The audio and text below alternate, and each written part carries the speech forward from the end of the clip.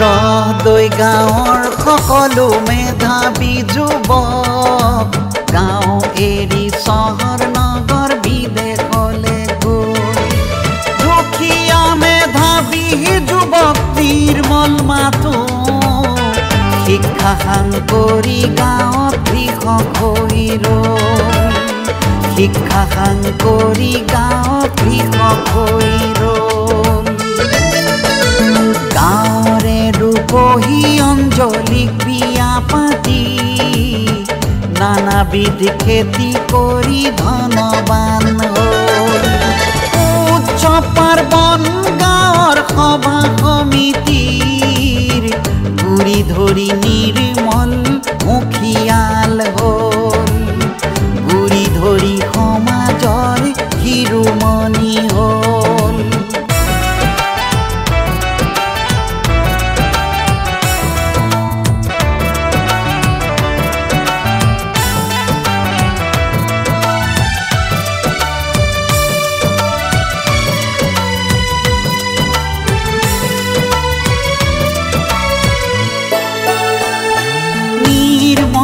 গৰনুৱা হৈ অঞ্চলৰ সামাজিক অনুষ্ঠান পথৰ উন্নতি সাধিলে নিৰ্মলা গৰনুৱা হৈ অঞ্চলৰ সামাজিক অনুষ্ঠান পথৰ উন্নতি সাধিলে জাকত জিলিকা কৰি অঞ্চলটি গঢ়িলে সকলোৰে শ্ৰদ্ধা ভাজন হৈ পৰিলে সকলোৰে শ্ৰদ্ধা ভাজন হৈ পৰিলে ৰহদৈ গাঁৱৰ সকলো মেধাৱী যুৱক গাঁও এৰি চহৰ নগৰ বিদেশলৈ গ'ল দুখীয়া মেধাৱী যুৱক নিৰ্মল মাথো শিক্ষা সাং কৰি গাঁৱত কৃষক হৈ ৰ'ল শিক্ষা সাং কৰি গাঁৱত কৃষক হৈ ৰ'ল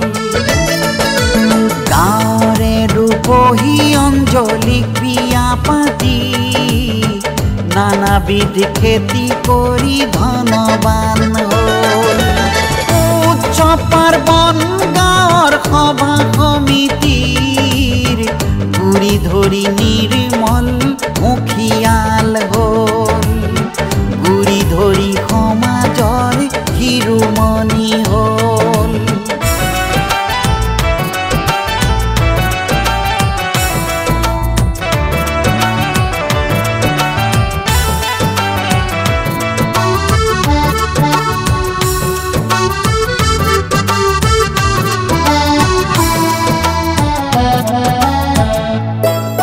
নিৰ্মলে সমাজৰ সভা সমিতিৰ সভাপতিৰ আসন অলংকৃত কৰিলে